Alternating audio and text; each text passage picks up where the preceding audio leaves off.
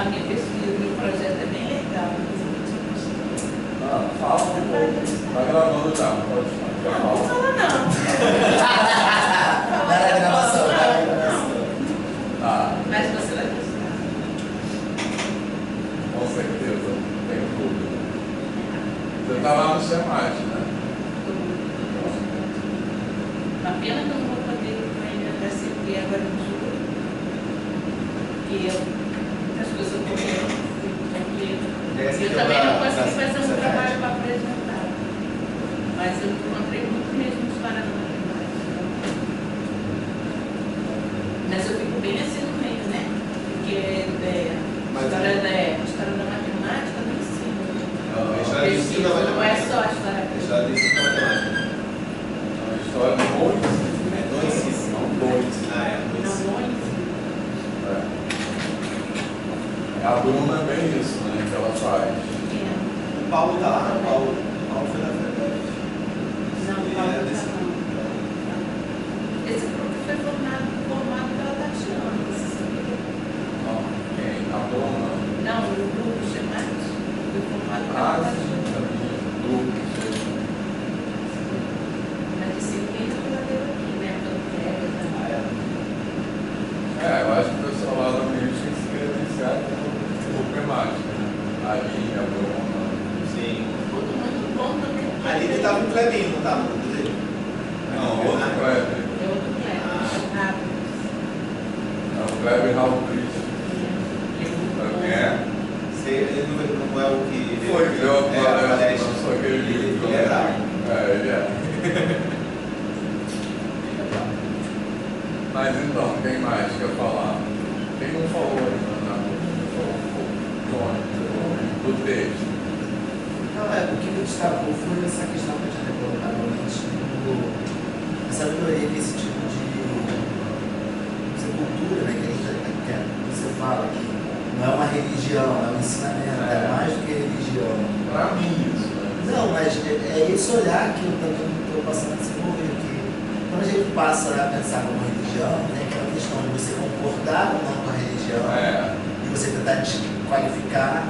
Quando você olha com esse olhar de sabedoria, de conhecimento, você descarta essa possibilidade.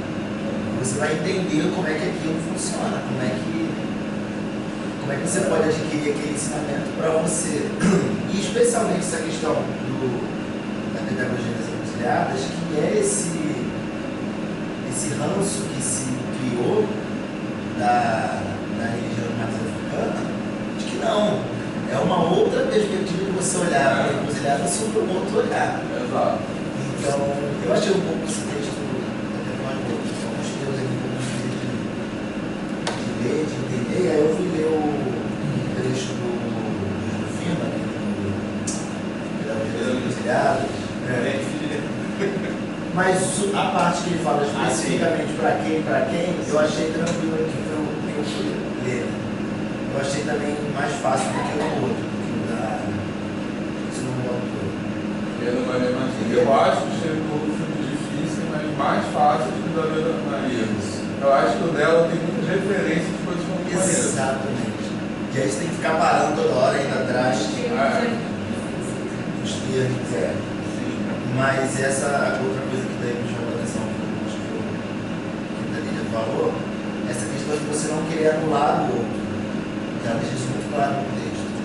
Você quer entrar nesse jogo, na ginga, e saber o momento de você recuar, vamos dizer assim, e o momento de você colocar-se e trazer o seu ensinamento, trazer a sua contribuição para o jogo. Não ser anulado e não anulado. Acho que esse vai ser muito importante na parte do texto, não sei se eu acho. Mas eu estou desenvolvendo assim, essa percepção de não olhar como uma religião, mas como algo para passar o ensinamento para além da religião, para além do algo religioso. Quero explicar melhor da minha parte, mas fala. Eu acho que esse é o ponto alto para mim. A gente conseguir, né, desenvolver e não pensar somente no caso da religião em si, mas você desenvolver esse olhar para outras situações que às vezes a gente tem uma visão estereotipada e é aquilo por aquilo e acabou. Mas não, você tem que tentar perceber de outra forma. Fala até se conhecer. Fala até se conhecer. Fala, só quando fala de repete, encruzilhada, todo mundo remete a coisa ruim. Mas não é. Por essa perspectiva, de você olhar o encontro, de você olhar que ali é um ponto que você tem mais a contribuir e aprender do que separar, por exemplo, né? É o que tem que chamar bastante atenção. Essa coisa da religião, você usou para dizer, das guerras mais sangrentas da humanidade são guerras santas, religiosas. E assim, porque realmente a coisa que é anular o outro. Não tenta entender que, poxa, eu posso crer em alguma coisa, você crê em outra, sabe? Não, é impor. Exatamente. E nós estamos vamos falar, quer dizer, na verdade utilizando o direito utiliza, né? Você é oportunista. É oportunista, né? Ele quer ali o mar de Gaza. Mas lá no meio daqueles judeus ortodoxos tem gente que acredita nele. Já não gostam tanto dele assim. Já bem questionado. Mas, Johnny, você já leu? Eu estou procurando que tem esse acelerado. Então. Uma coisa que eu achei interessante também é assim, como é que os povos africanos, apesar da diáspora, apesar da sua comunidade, de ter o homem branco em cima dele, mas ele conseguiu perpetuar toda aquela crença, toda aquelas costumes. Ele conseguiu Resistência. uma resistência dele, assim, essa coisa de sincretismo, vou tentar ajustar aqui, para mim tudo são artifícios para que ele continue existindo. Isso. Resistência, o pessoal usa esse termo, né? Resistência. E isso, exatamente, continua existindo. Eu acho que também tem um pouco de como essa colonização é feita, não? Porque eu lembro quando eu estudei assim na escola, mostrava-se a diferença de como, por exemplo, a Bélgica colonizava em Portugal. Você pensar também o Império Romano. Um melhor que o outro. Não, mas assim. Se a gente tivesse colonizado. Tinha isso na época da minha escola. Se a gente tivesse, pelos holandeses tivessem ganho, a gente seria um país. Mas eles tinham o próprio sul dos Estados Unidos foi os mesmos ingleses e. O inglês foi para lá para porque você conseguia explorar. o outro não, né? No norte tinha menos exploração e por isso. Eu recomendo também o Hotel Ruanda, que era a Bélgica, né? A Bélgica. A Bélgica, mas fala. Quem já viu esse filme? Vamos falar dele. Sabem o que é? Depois eu falo. Não, aí, porque, por exemplo, eles falam, eu lembro que eu estudei isso, a diferença de alguns impérios que tiveram pelo mundo. Por exemplo, o Império Romano ele usava muito o que o lugar dava para ele, para não ser uma coisa impositiva e ele não ter uma revelação contra ele, por exemplo. Né? Então, por exemplo, os próprios santos da igreja tem muito a ver com os deuses lá da Grécia. E as datas deles. Isso, e as datas. Isso. De origem pagã. Os santos da Igreja Católica são de junho, a festa junina, porque era uma das festas pagãs do solstício, né? Sim, a Páscoa é o início da primavera, né? É uma festa de fertilidade. Isso. Do mistério nosso. O carnaval também. Tem tudo isso assim, é incorporado também pensando, tipo, é uma forma de explorar, de colonizar, meio que. Não sei se mais esperta, mas é isso. Mais cidade. São caminhos diferentes, E parece um pouco que está no texto, quando pensa também, por exemplo, a colonização do Império Romano na parte da Judéia, né? Você permitia que eles tivessem seus próprios reis. E aí o texto até fala um pouco disso, né? Como você colocar os reis do concado trazia um significado naquele povo. Sim. E é um tipo de colonização que em outros lugares é diferente, né? Foi diferente. Os espanhóis, por exemplo, eles utilizaram outra. Eles matavam todo mundo.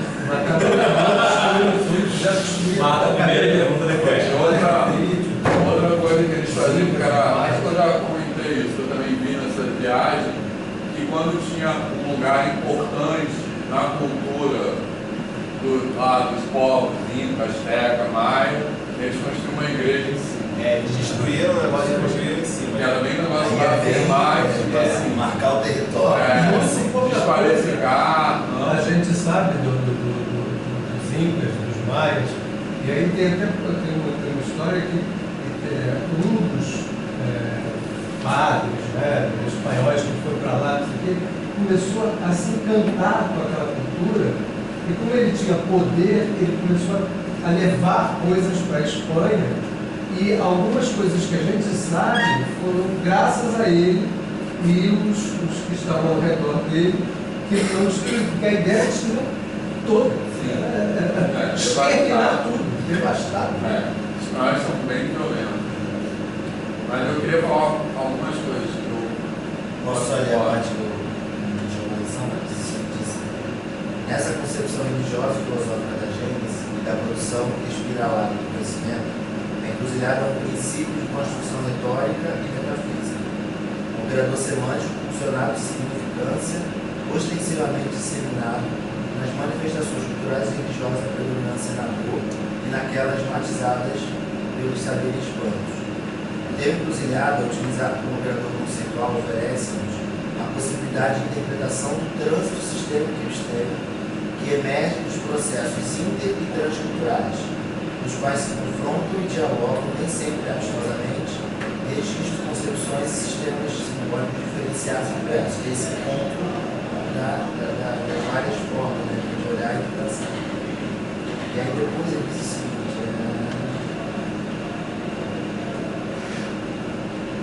a encruzilhada, logo tangencial, é a que é assinalada como instância simbólica e metonímica, da qual se processam vias diversas e elaborações discursivas motivadas pelos próprios discursos que coabitam.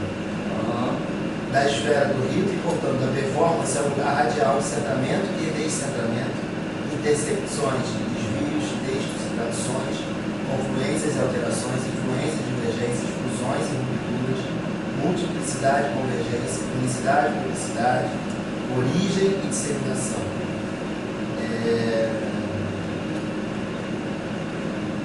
É isso, assim, olhar para esse lugar, né, como esse encontro, e não como uma coisa que vai separar, que vai dicotomizar. Perceber que todo mundo pode coabitar ao mesmo tempo e ter percepções diferentes. Esse termo que é bom, né? Coabitar. Coabitar, isso. E eles vão se encontrar para decidir, né?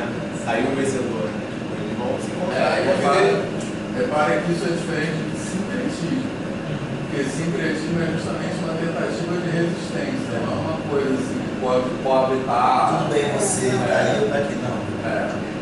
Um engana no outro. Mas então, eu queria falar algumas coisas. Eu quero voltar a essa questão da religião, como a Johnny falou, mas antes, algumas coisas que eu esqueci de falar na primeira parte da aula.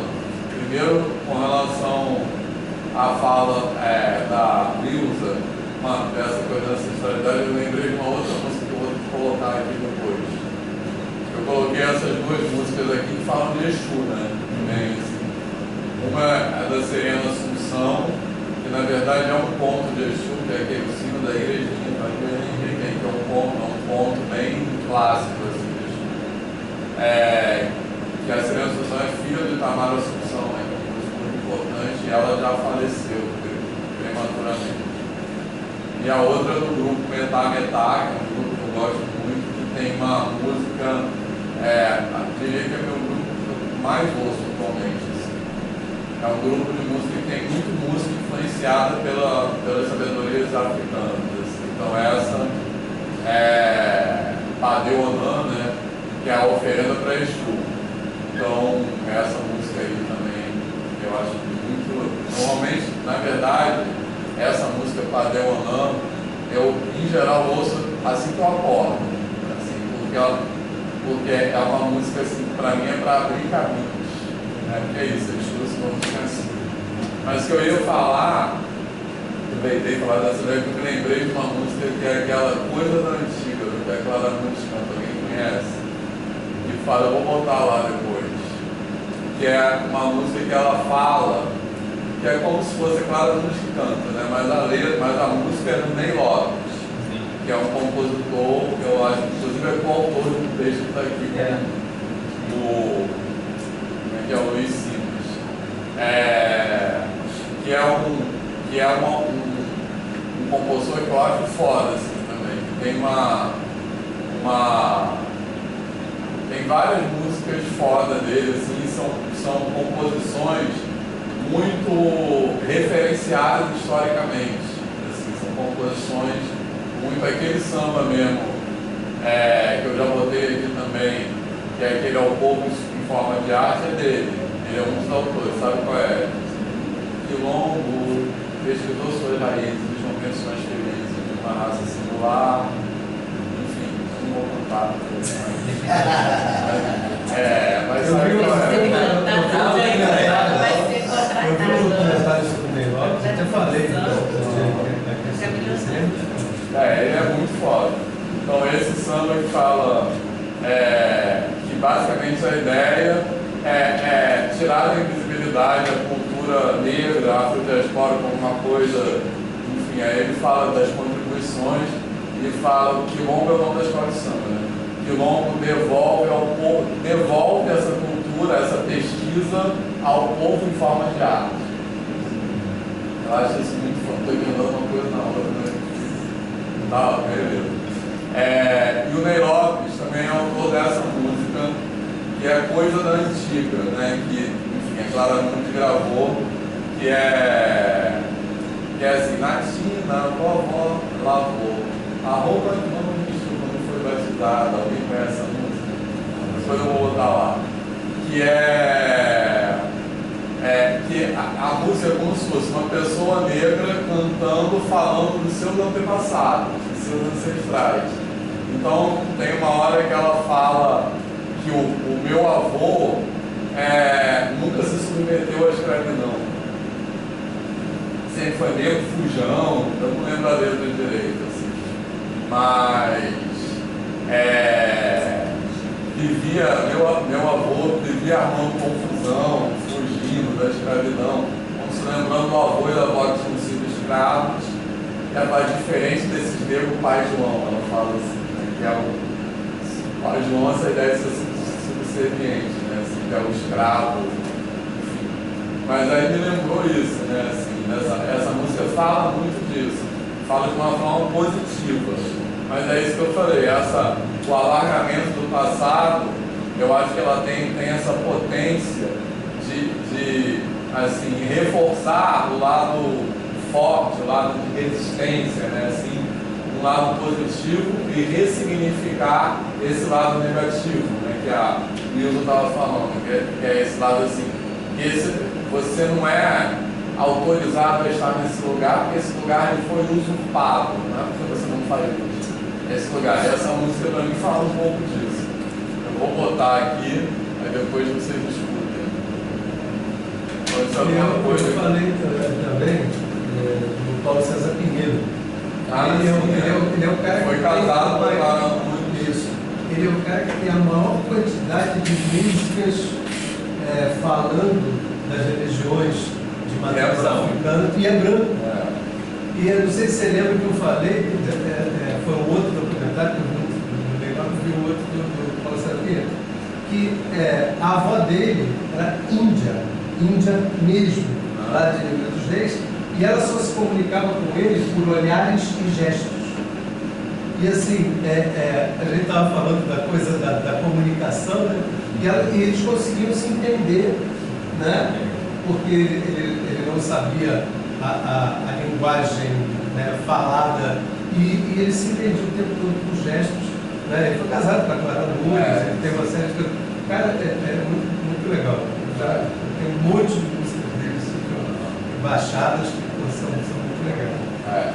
E ele disse que ele tem uma coisa, uma que ele diz assim: eu não sou um estudioso das religiões de matrizes africanas, mas aquilo me diz tanta coisa, me fala tanta coisa. É o meu caso. Exatamente. Eu sou estudioso, exatamente. Que eu fui colocando para fora as vivências que eu fui tendo, não sei o quê, e fui fazendo as músicas.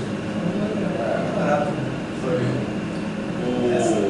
Eu já falei para vocês que, para mim, Clementina de Jesus, Clara Nunes e Eldo Soares é meio de unidade. Situação de estabilidade. Gosto também da Dona Ivanilar. Também, mas eu não sei nem explicar por quê, mas para mim essas três eu não sei. Eu também gosto da Dona Ivanilar. Estou vendo a letra aqui da música que você falou, né? Tem um que dá para usar quando for falar de negacionismo. Qual? Ele diz assim, ó, diz afinal que o que é verdadeiro, ninguém mais hoje liga. Isso é coisa da antiga. Exatamente. É uma coisa da antiga. É foda.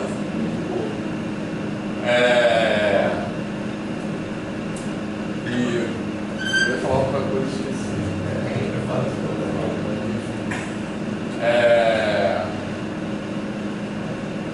Tá.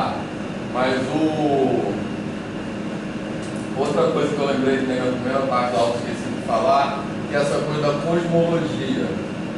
Quem tem um trabalho foda sobre isso, cosmologias afro-condorâmicas, é o Alan, que é o autor do texto. Ele é astrofísico, né? E ele tem um livro dele, que depois tem PDF, eu posso botar lá, que ele fala de como nós podemos aprender cosmologias de povos africanos, outras maneiras de ver o sol, de povos do céu, né? De povos africanos e originários. Assim. Ele tem um trabalho foda. Já comentei. Você falou das constelações, quando eu tenho que eu falei. Eu acho que viajou. Constelações, de velho, não sei o quê. Por isso que eu lembrei. Enfim, eu vou botar esse livro lá. Eu já falei com vocês, o Alan realmente não sei como ele consegue fazer as coisas que ele faz. Ele faz muitas coisas diferentes e todas elas fora. Ele é filho de Oxóssi, né? Talvez seja isso. Porque o Oxóssi é o caçador de uma flecha só, né? Então, o que sempre acerta no alvo.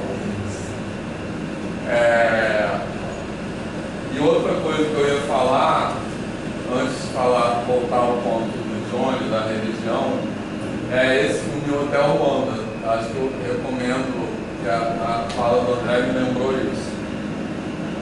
Porque acho que uma coisa bem importante a gente pensar, assim, até quando a gente pensa no Brasil, bom, primeiro, vocês sabem a história que é uma história verdadeira. Que lá, nesse país que hoje se chama Ruanda, foi colonizado pelos belgas, antes dos belgas, né? Que, enfim, que eles juntaram duas etnias diferentes, que eram os Hutus e os Tutsi. E basicamente eles começaram a criar uma rivalidade entre essas etnias.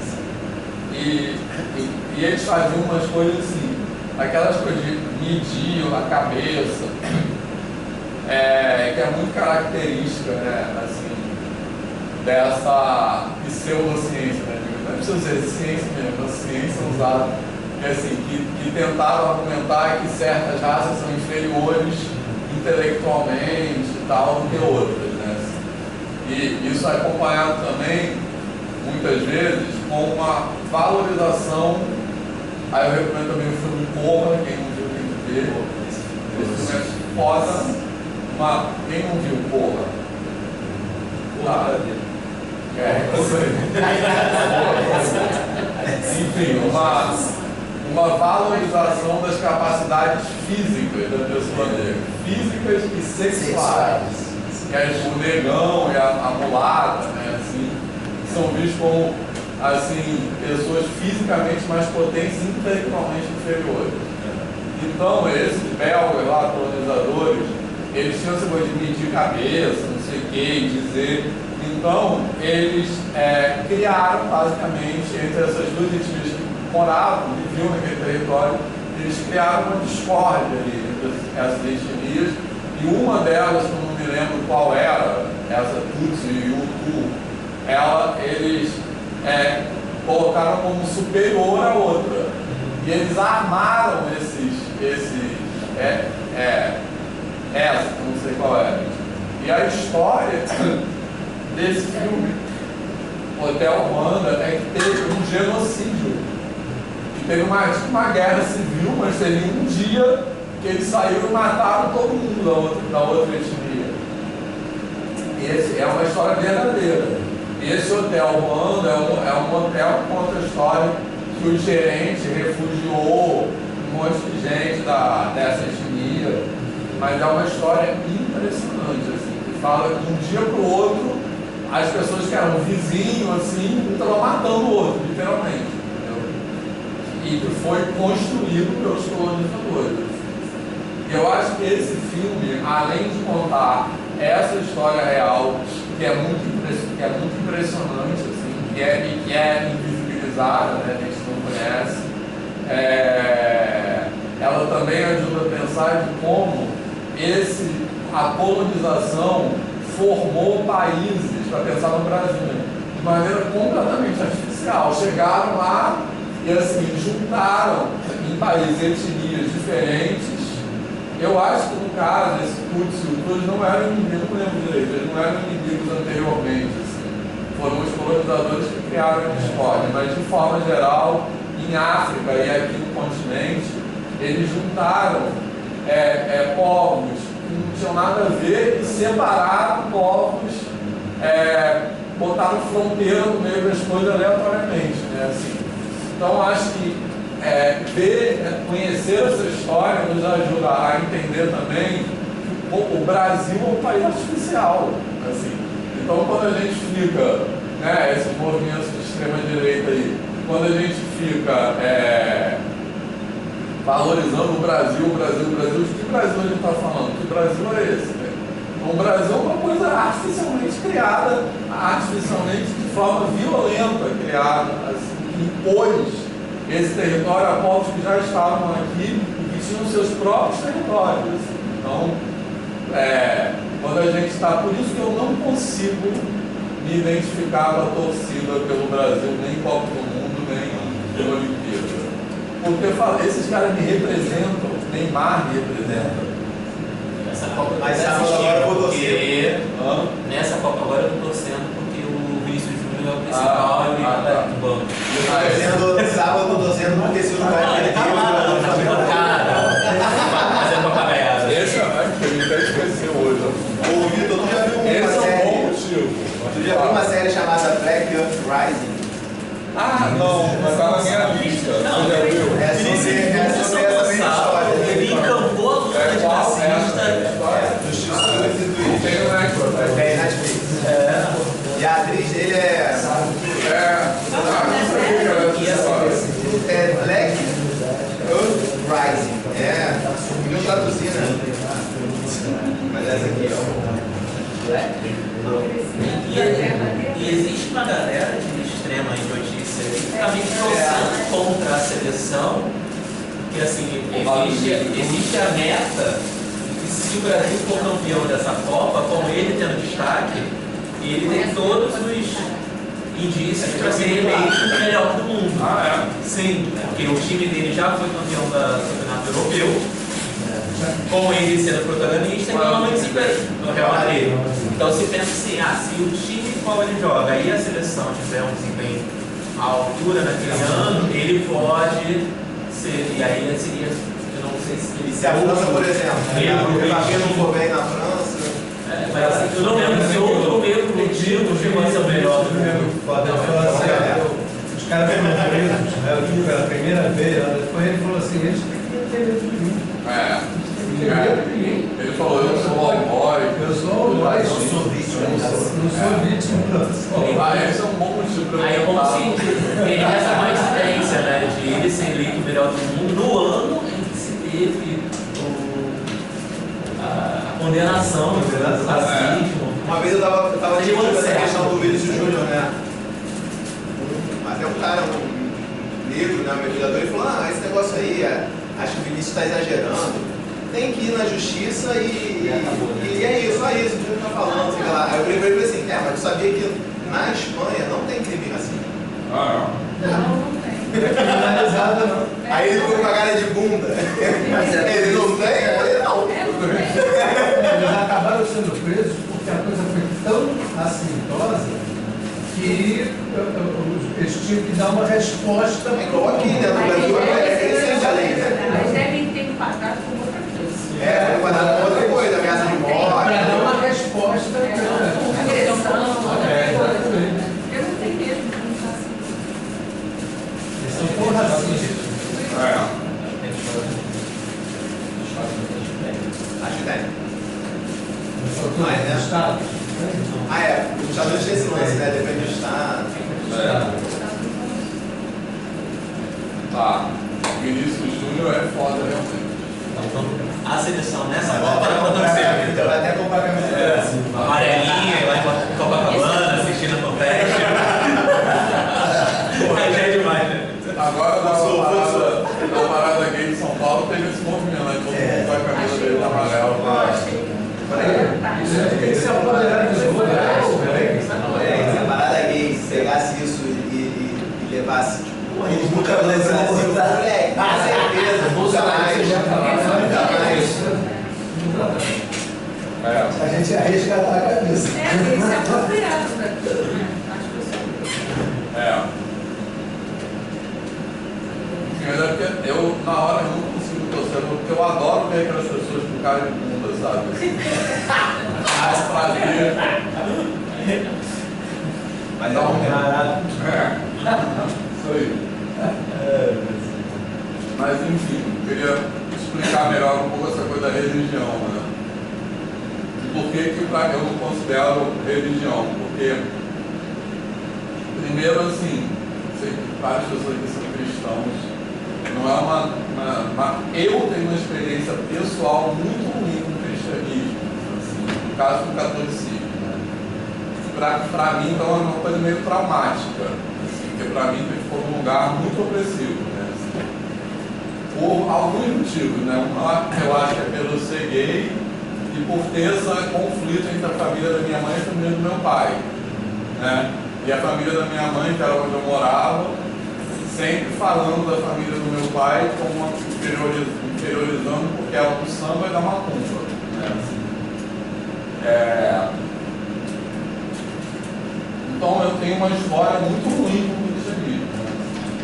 Então tem esse lado subjetivo mesmo, mas sobretudo eu acho e quando você coloca tudo numa categoria só, você começa a atribuir qualidades comuns àquelas coisas que estão nessa categoria.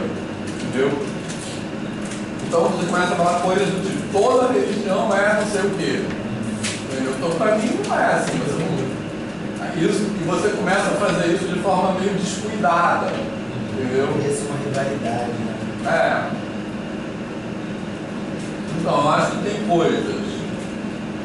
tem características que podem ser atribuídas a determinadas coisas que são chamadas de religião, mas não a outras. E quando você chama tudo genericamente de religião, você começa a identificar características em comum entre essas coisas que para mim não são, entendeu? E uma exclui a outra. Você já escutou que a maioria dos gays crê em religiões de matrizes africanas porque lá eles são aceitos? Eu já escutei isso não sei quantas vezes. Então, eu tenho isso. Eu não sei se é eu, não sei. E realmente tem muito gay, né? Em religião de matriz africana. Isso seria tão bom, mas se você não é aceito em outro tipo de. Você é tido como uma pessoa diferente. Mas tem muito gay bolsonarista também. Aí é bravo, né? Negra, eu ia falar. Mulher. O que é o deputado Hélio Negão, né? Olha a pessoa. Não, o Hélio Negão. Vamos pagar aqui. Tem gente que se autodenomina ex gay. Tem um chorume, não é nem o bicho. É aquela coisa. Na linha que sai do bicho. Mas se denomina ex gay. Como se... Quem? Um monte de gente. Ah, Como sim. se tivesse sido curado. Não, mas mesmo, tem gays mesmo. É. Gays que são casados.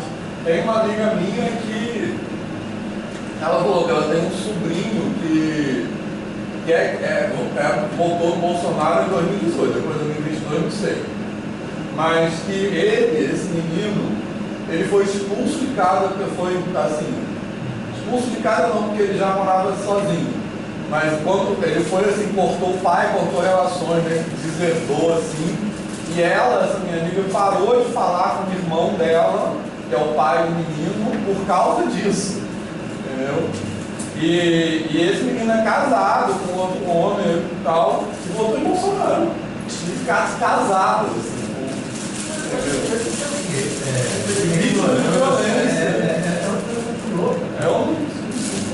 Mulher também não podia ter nenhuma mulher. Mulher não chegou.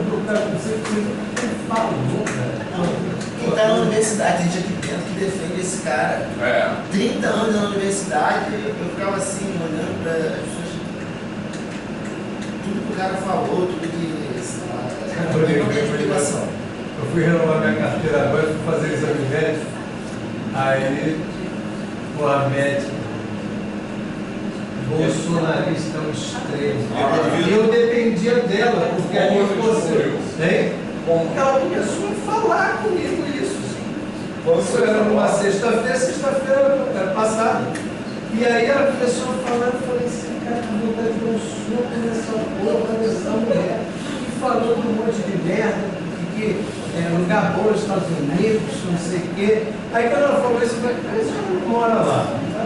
Eu também entro nessa vibe assim de perguntar. Eu tenho uma filha que mora lá. Tem uma colônia de brasileiros em Miami, vai pra lá. Começou a falar esse negócio da ditadura da toga, não sei o que, eu tinha a mulher que calava a boca. Aí eu comecei a falar assim, olha... Eu falo assim também, eu não gosto de estar não 40% de imposto, fica aqui. Não, eu tava Aí eles medo ficam assim, ó. dela continuar falando e quando colocasse para medir minha pressão tá 200. Eu só falava merda. Entendeu? Porra, ela vai me reprovar quando a minha pressão começa. Eu sou Lula. Aí, porra, vai pra barriga aqui. Eu tô respirando fundo, mas a pressão de merda. Entre um exame e outro, ela ficava falando um monte de merda. Aí, assim, eu já falei. Mas eu tive que aturar, né? No caso, O exame médico é a última etapa que a gente eu vou cair no mas assim, eu não vou em profissional da área de saúde bolsonarista, porque pra mim eu não confio em mais nada que ele falar. Entendeu? Não é esse caso. Então ele vai me passar qualquer coisa, eu não vou achar que não vou confiar. Exato.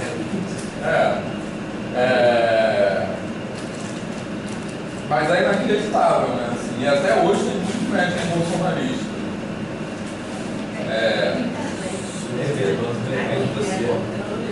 Eu tenho um cardiologista pela primeira vez na minha vida. Oi? Ontem eu fui um cardiologista novo pela primeira vez. Eu mudei o plano de saúde de lugar que está cara, eles estão aumentando mais, né? Tá bizarro. E estão querendo tirar serviço. Então, querendo tirar serviços. Tem isso também. E aí eu fui ver você. Aí eu falei assim, eu vou ver se mais Você vai fazer esse uma cara é bolsonarista. exponencial, tu já mostra aqui. Comecei a fazer uma investigação lá. Aí eu...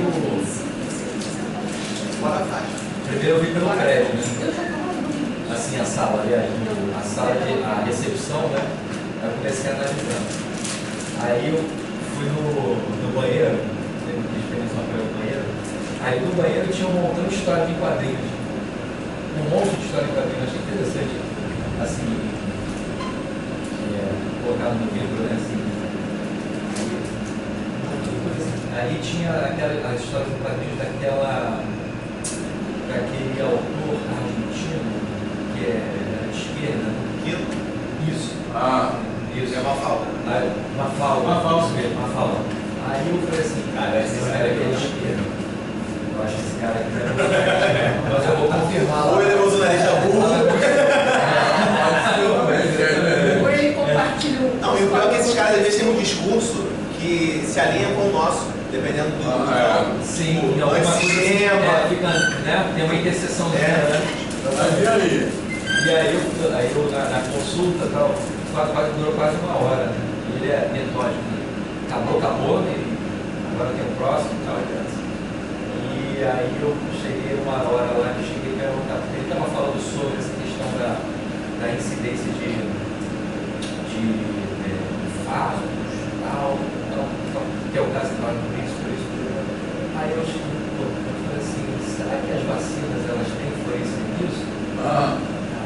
Aí eu falei, eu joguei assim, jogou o verde. Será que as vacinas têm influência nisso? Não, absolutamente. Não.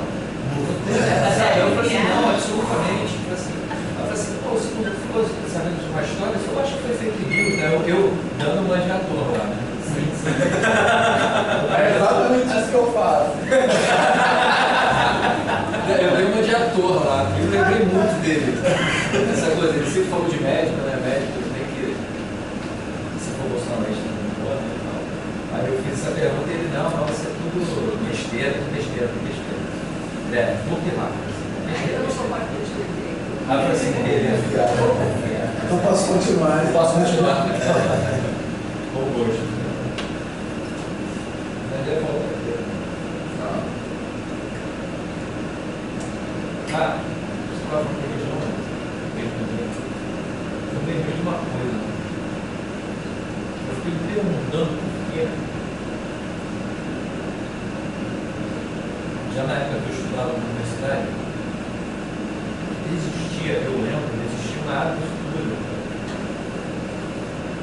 Desde aquela época, né, do final dos anos 90, para outras culturas em relação à religião, em relação ao esoterismo, principalmente as religiões hinduístas, né? A aceitação da yoga, a aceitação dessas filosofias hindus, né? Filosofias da Índia. Tinha gente que viajava para a Índia, não sei o quê, aí tem gente que tem. Isso quando você era aluno da escola? Isso já quando eu era aluno, porque na UERJ, todo ano tinha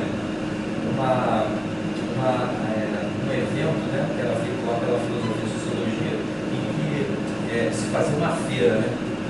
Uma feira cultural. Aí tinha lá algumas barracas lá com as pessoas que, por exemplo, falavam sobre a filosofia hindu, mas eu também, não só isso, mas eu fiquei pensando também sobre esse alastramento que foi feito não só nos Estados Unidos, mas como no Brasil, talvez na Europa, não sei, dessa aceitação da filosofia hindu, né? A filosofia da yoga, enfim, porque isso tudo é meditação, né?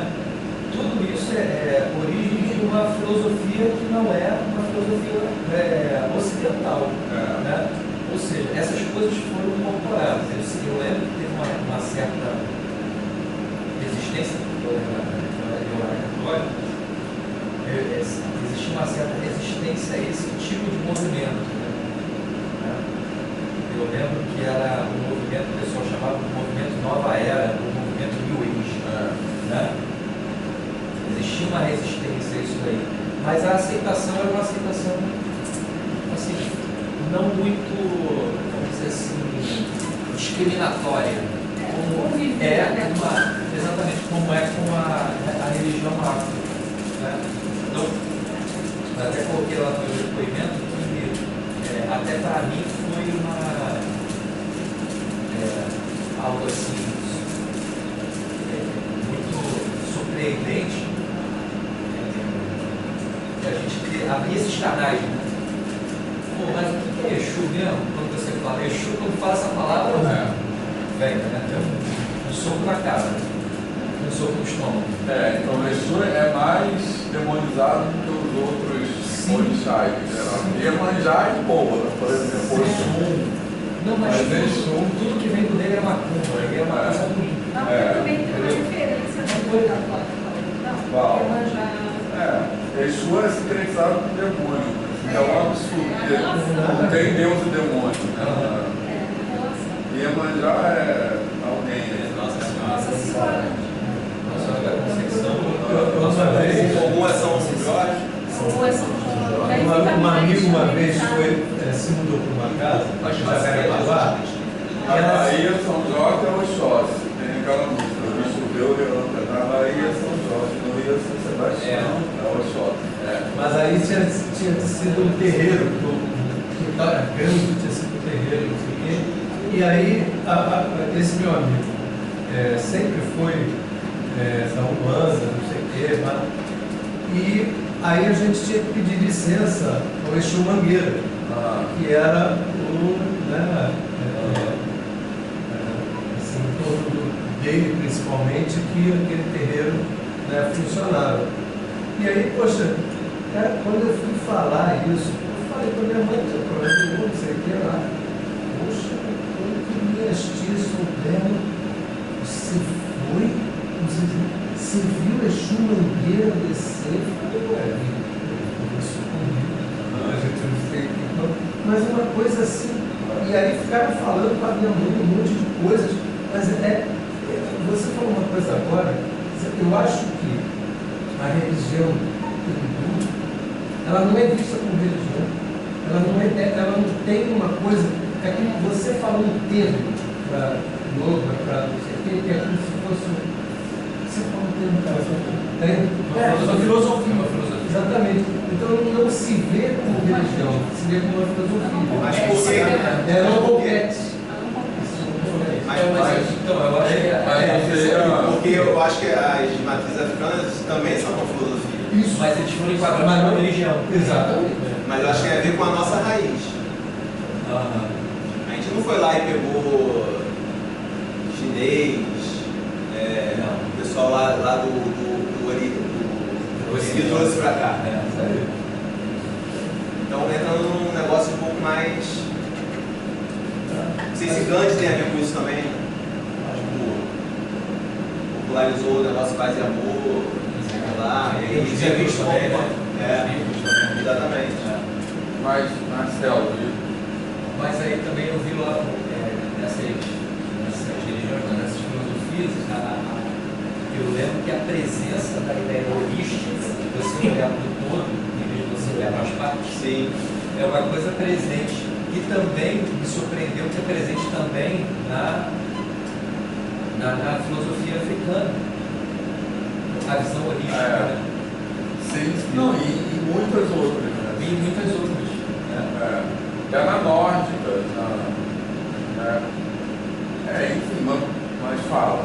Não, mas é isso, quer dizer. Então, quer dizer, Eu nunca tinha pensado nisso, né? Por que era você aceitar aquela e por que não a outra? Porque, sabe, eu acho que tem a ver com essa questão da raiz. E você não enquadrar o que vem da África como filosofia, mas sim como religião.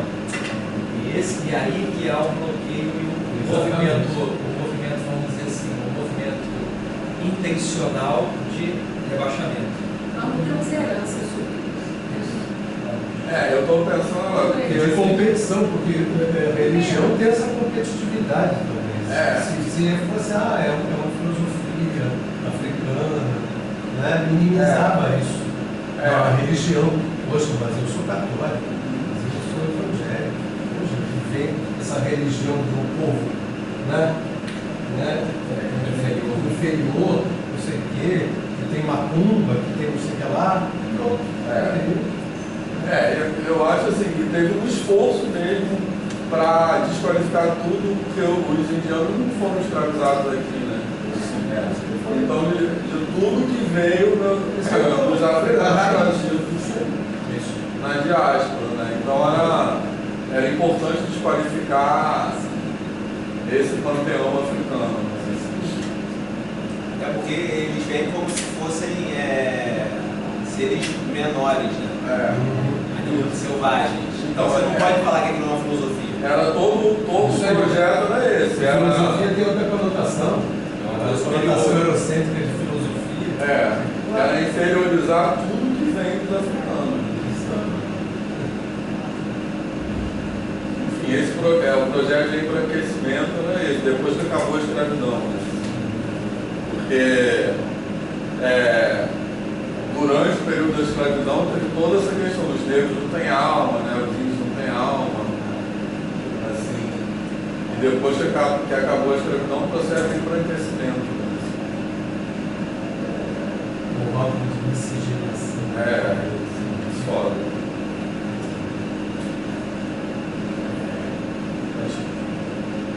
Mas, fala. Não, vocês estão me expulsando. Acho que quando eu estava lendo esse texto, quando eu estava falando de miscigenada, sabe o que eu me lembrei? Daquele texto, acho que você que deu muita disciplina sobre interseccionalidade. É verdade, eu até tinha. Gente, eu adorei aquele texto, porque assim, eu comecei a entender muitas coisas naquele aspecto depois daquele texto. E a gente é intersecção de várias coisas.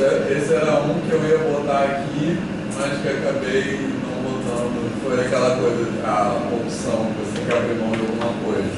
Essa discussão sobre interseccionalidade, eu acho que é bem importante, mais fácil. Não, eu sei esse mesmo, eu gostei muito, eu lembrei muito dessa intersecção. E assim, para a gente se entender é muito legal, porque a gente não é uma coisa só. A gente é fruto. Eu fico falando, eu vim pelo caminho pensando, falei, gente, meu DNA é uma bagunça. Dentro de mim, isso é uma bagunça. Por quê? A família parte da minha mãe. Meu avô era descendente de negro com índio. Minha avó de italiano com negro. O parte do meu pai, de uma família branca com uma família negra. Olha a bagunça aí. Como é que eu vou entender isso tudo dentro de mim? E eu não posso me entender aspectos só, né? Aí também sou mulher, sou negra, moro na periferia, estudei escola, porque tudo isso vai convergindo na pessoa que eu sou. E eu tenho que me entender naquele ponto que eu sou. E eu entendi muito assim. Foi quando teve Letícia, a professora. Sim, foi. Letícia Carolina, para uma mulher trans. Foi. Então, essa ideia de interseccionalidade também acho que é bem importante, né? Assim, que é isso que o Wilson falou, né? Como você tem um resultado. Então, para entender, por exemplo, a questão do machismo, por exemplo, é diferente o machismo como violência contra uma mulher branca e contra uma mulher negra. Então, a mulher negra, ele se intersecciona com o racismo.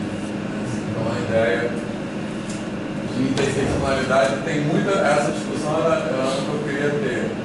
Tem muita essa questão do feminismo, né? Assim, identificam até 3 ondas de feminismo, né? Vocês já ouviram falar nisso? O feminismo começou com mulheres brancas de classe média. E aí depois vieram outras mulheres e falaram, a gente não se identifica, as questões que vocês reivindicam não são as questões que nos afetam, né? Então a história aí vem feminismo negro, transfeminismo, né? Feminismo de mulheres trans. Então a história um pouco da ideia de interseccionalidade é essa, né? Mas enfim, depois eu mando alguns textos lá. Bem legal, você vai adorar esse aqui. Eu gosto de empolgação Quintanilha. Gente, você vai adorar. Oi? Eu gosto de empolgação do Quintanilha. Quem? Quintanilha. Eu gosto de. Tem que me empolgar, né? Ainda tem mais 10 anos. Mas dá pra fazer muita coisa. Outra coisa também que eu queria comentar. Porque quando a gente trata, eu fiz uma. Que são 10 anos. Como às vezes as pessoas também não são, acho, muito preparadas ou não querem ligar alguma coisa, eu não sei qual. Eu fiz uma disciplina de cultura afro. De quê? Cultura afro. Deixa eu pra lá. Na faculdade. Mas que a professora falava que isso que você fala de negro, de maltrato, tudo isso, que não foi bem assim. E eu comprei essa ideia por muito tempo, porque foi a primeira vez que eu tinha uma disciplina de cultura afro, e a professora falou uma coisa, inclusive ela falou, inclusive as culturas de Dedê, que os negros são todos bem vestidos, e que os negros da corte, era tratado de casa, era os negros que serviam na família. Eles tinham que ser muito bem arrumados, para acompanhar a família, porque senão daria uma ideia de declínio social para aquela família. Então, que não era bem assim. Esses maltratos, essas coisas, que a gente. E ela viu tudo de Menos mal, né? Eu vi a exposição toda de Mais compreensível. Aí agora, cada vez que a gente entra, vê um texto e entra assim numa discussão no debate, eu sempre lembro e falo, meu céu, Não, como como a gente não é crítico, né? Vários alunos meus lá da FEBEF falam isso, assim, tipo, que o que é passado para eles no ensino médio, ensino fundamental é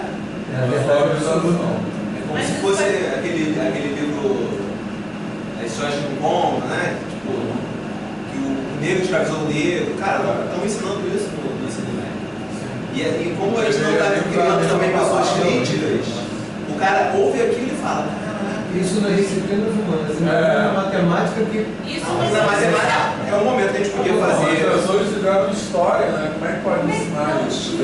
Mas fizeram longe também. Acho que você vai ensinar a passar por você. E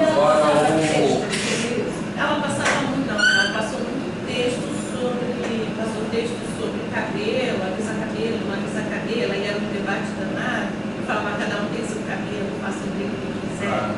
Falei, porque ter um cabelo cacheado é um trabalho danado. E muitas vezes você alisa pela praticidade, porque você se sente mais bonito. Daí, quem todo tempo isso, o cabelo é teu. Exatamente, direito. Aí é uma ditadura, né? Isso aí vem um menino. Quer dizer, a branca pode fazer o que quiser, pode enrolar, pode avisar. Pode raspar, Mas a negra tem que ter um cabelo determinado. Não pode brincar com o brasileiro, louro, o cabelo não é neto. E tinha um menino que ele era filho de descendente de índio com italiano. Imagina o cabelo desse menino, né? Liso, escorrido. Ele vem criticar as mulheres que usavam o cabelo. Fica quieto. As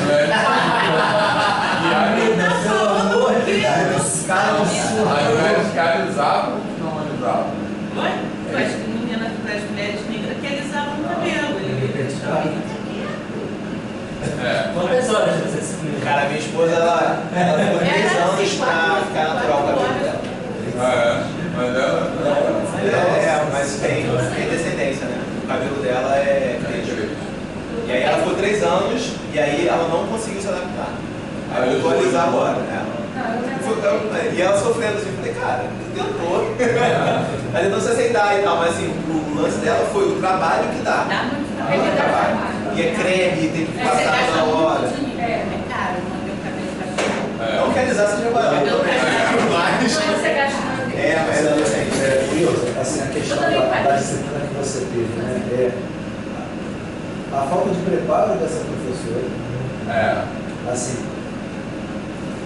o debate sobre o penteado, assim, isso aí nem precisava passar nessa disciplina. Existem outras questões, né? Então, assim, ela deu ênfase em algumas questões superficiais, é isso. Então, assim, eu sempre falo, quando alguém está querendo fazer alguma, cara, o quanto você sabe sobre isso, para falar, porque você vai se meter num local em que o seu conhecimento é muito raso. E você está num papel de poder.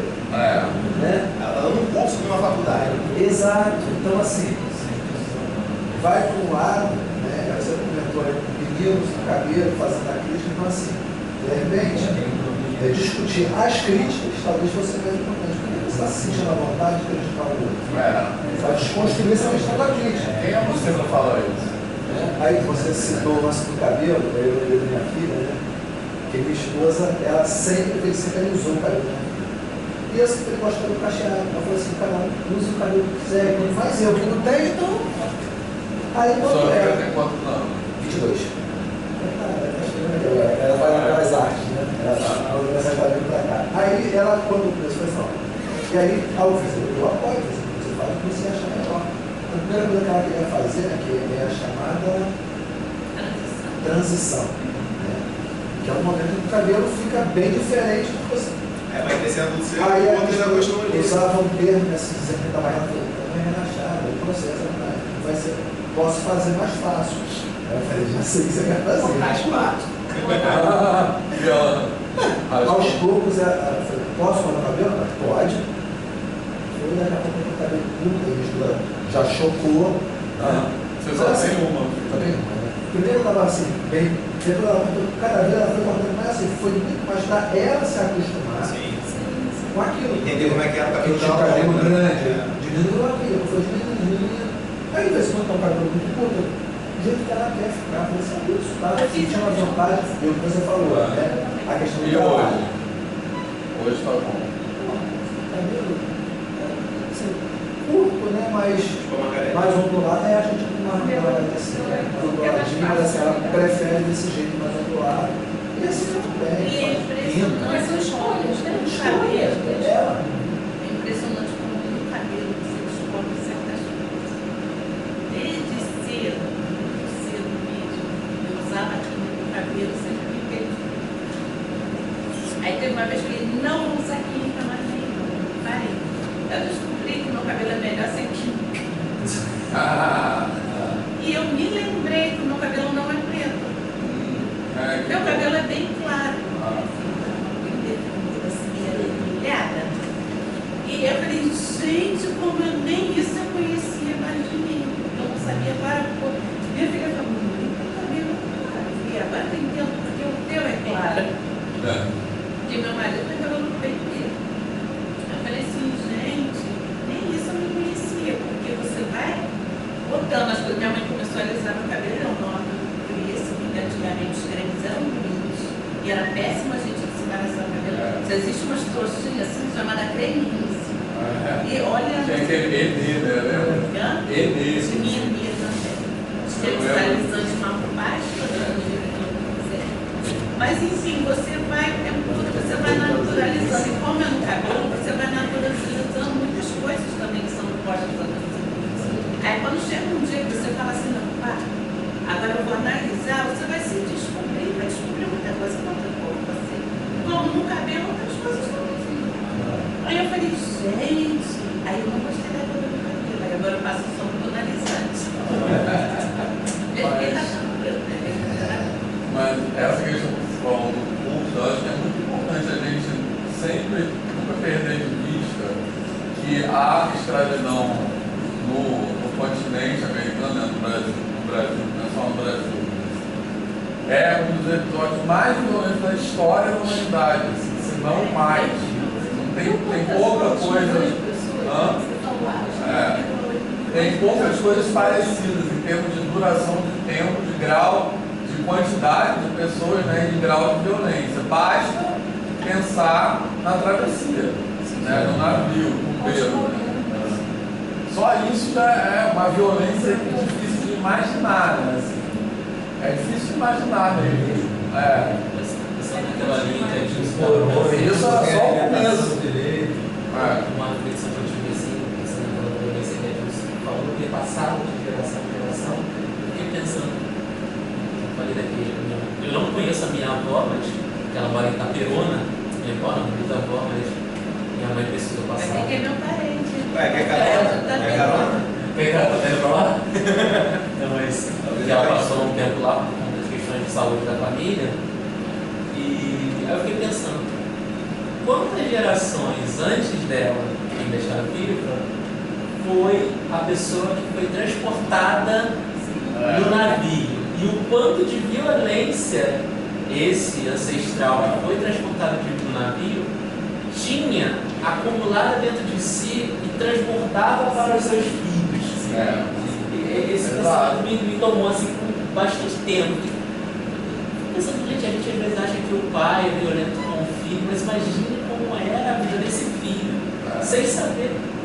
Óbvio que ele poderia escutar a narrativa, mas ele nunca teria nada que pudesse transportá-lo para aquela condição da vida dele. Eu acho que é uma coisa que me chocou. Quando só de parar para pensar, eu fiquei assim, angustiado. Essas que foram transportadas ainda tiveram uma vida antes que conhecia, sabia outra realidade.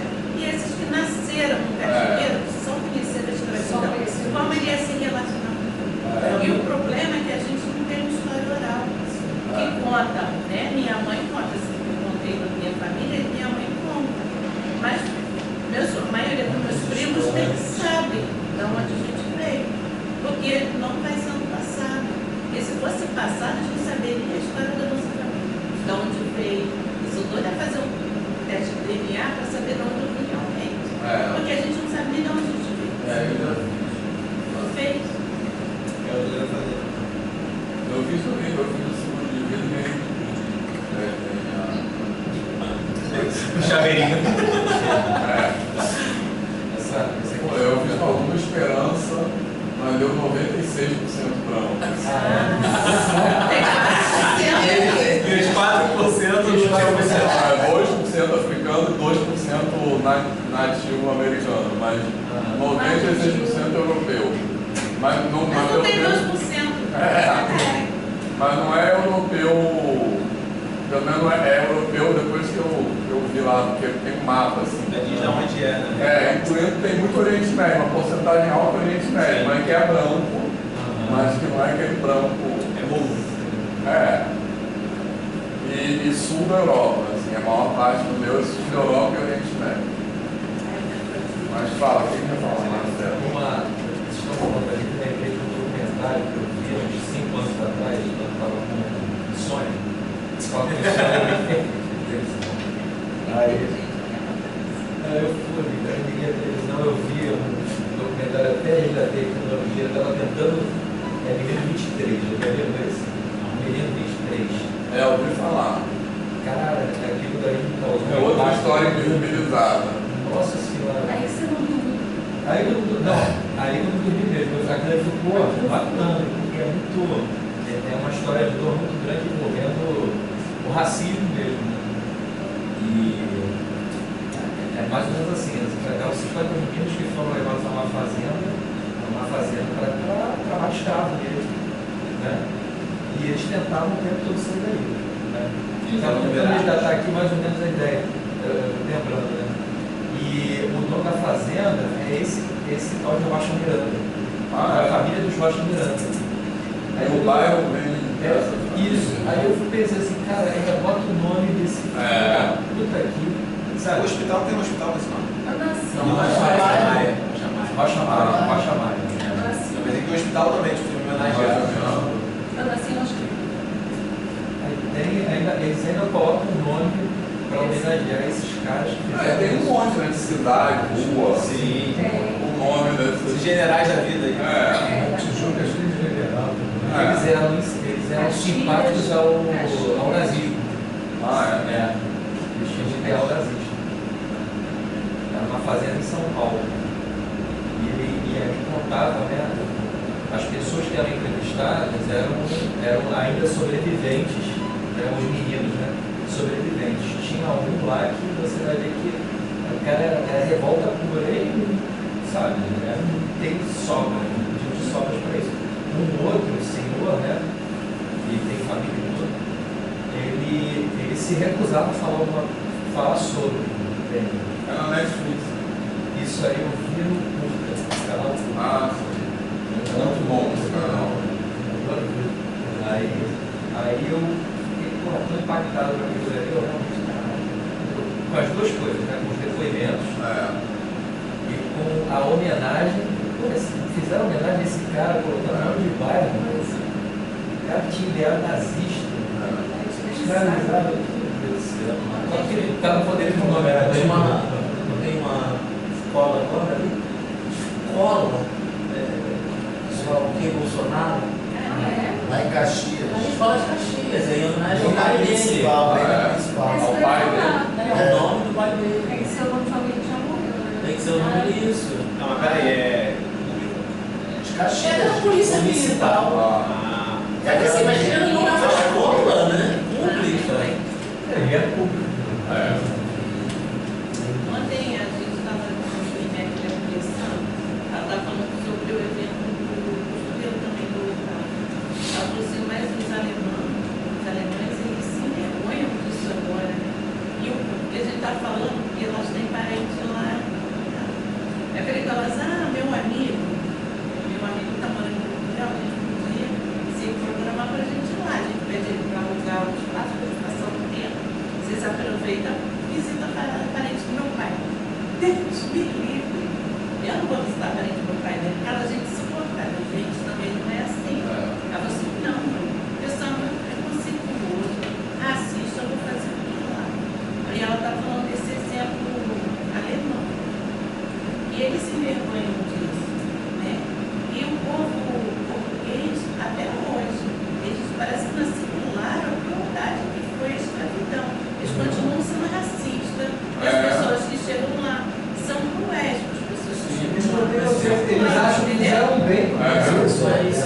Ele acha que eles têm certeza. Não, eles não. Não, fora que os brasileiros vão pra lá também, é tudo Bolsonarista. bela saco.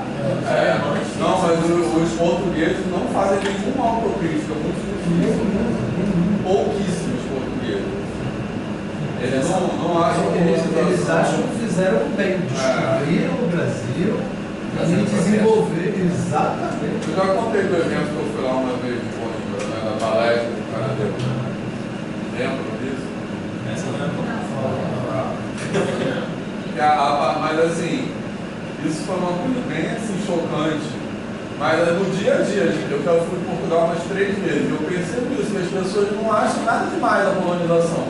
Pessoas assim, até educadas, assim, não é pessoas professor da universidade, não tem uma visão assim que reconhece a gravidade da violência que foi feita. Mas foi um evento que teve lá, e foi um evento de países de língua portuguesa, que estava lá em Coimbra, e que aí tinha pessoas desses países, né? E aí tinha pessoas de Angola, Moçambique, Cabo Verde, etc. E a palestra de encerramento do evento era um cara lá, de algum lugar de Portugal, historiador da matemática, que a palestra dele foi falando de um matemático lá português, que eles têm uma coisa que assim, ele queria falar que o cara era muito importante, mas não era reconhecido.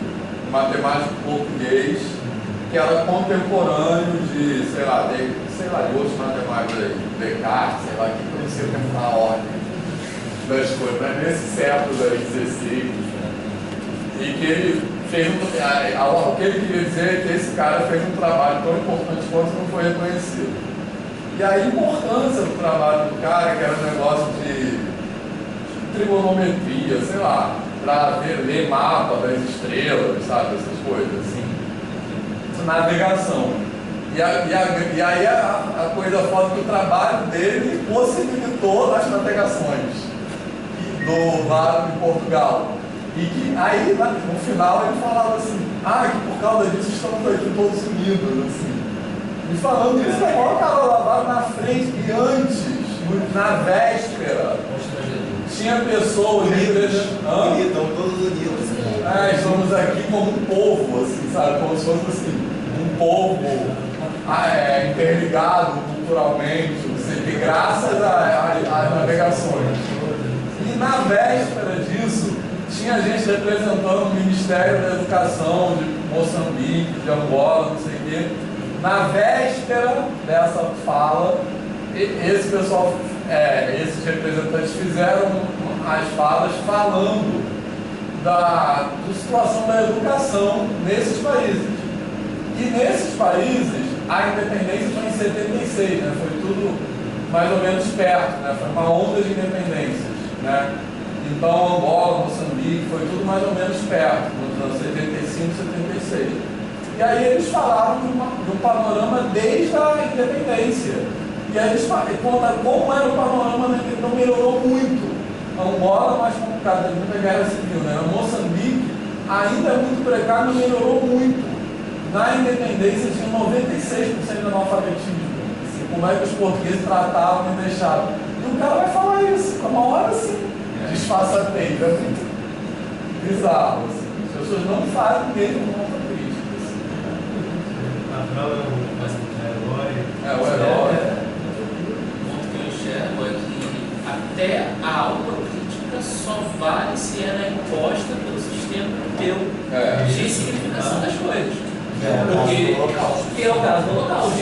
A Alemanha faz autocrítica porque ela pagou um preço muito alto imposto pelos tratados que se sucederam às guerras. Porque o povo que foi subjugado foi os judeus, né? Mas eu não vejo só isso não, eu vejo que é uma coisa assim, pesou no bolso deles. Eles tiveram que pagar. Não, mas eu acho que é isso aí, não, os outros foram atrás disso porque era. É isso, entendeu? Eu acho que é uma carga econômica disso, porque a escravidão foi muito pior que o Holocausto. Sim, mas e como os próprios europeus são. Teve morte de negros no Holocausto e não teve reparação. Quando reconhecer que fez o mal, vai ter que ter sanção. Ou então algum outro país vai ter que chegar assim, Portugal, você tem que Mas qual vai ser esse país no sistema mundo atualmente? Teria que ser o Brasil. Teria que ser o próprio Brasil, quem sabe aí esse sul global que se constitui agora. Lisboa gastou milhões para trazer o coração do Ferreira lá para cá. Em Lisboa tem monumento. Quem já foi a Lisboa? Já foi. Viu? Tem monumento à navegação. Sim, sim. Que é um bairro. Belém. Onde tem o pastel de Belém. Aí daqui saíram as caravelas. Maravilhoso, por sinal. Para saquear, matar todo mundo, escravizar até. Devia botar assim. Para saquear os povos, e matar.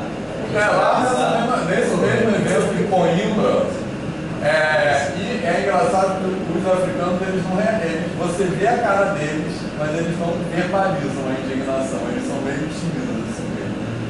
E eu era o representante do Brasil nesse evento, foi esse, eu era representante do Brasil no ICNE, antes de eu romper com a SPM, que eu estava contando agora. Assim. Então eu estava lá como representante do Brasil. E aí o cara, o professor lá, foi mostrar a Universidade de Coimbra. Aí ele mostrou, ele tinha um lugar lá que era cheio de ouro.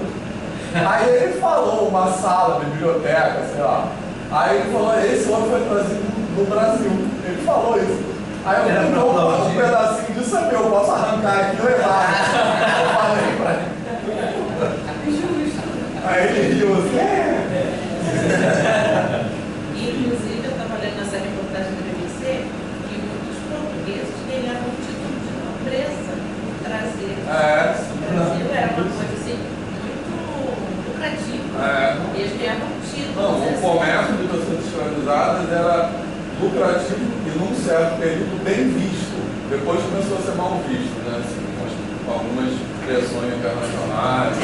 Mas era uma coisa era socialmente respeitada. Eu vi um documentário da quantidade, aquilo é mais ou menos que nem as mortes da pandemia. São muito. Exatamente. Muito mais. Isso foi o que conseguiram identificar e quantificar. Porque era muito mais. Os navios clandestinos. É igualzinho a coisa da escravidão. Mas os negacionistas falam que não foi aquela morte toda na pandemia. Que a dor que aumentou, a coisa que aumentou. Na verdade, mas enfim, vamos. Valeu, gente. Semana que vem eu vou estar viajando, mas vai ter aula, a Michelle que vai conduzir, beleza? E na outra semana, aí depois tem que marcar o show. Aí.